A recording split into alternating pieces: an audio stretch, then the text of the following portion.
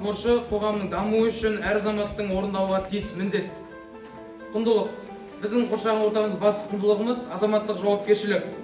Сайлауға қатысу билікті халық атынан сөйлей алуына мүмкіндік береді. Ал қатысу төмендеген сайын билік пен қоғам арасындағы алшақтық күшейеді. Сондықтан сайлауға қатысу жеке әрекет емес, жүйенің тұрақтылығын сақтайтын міндет.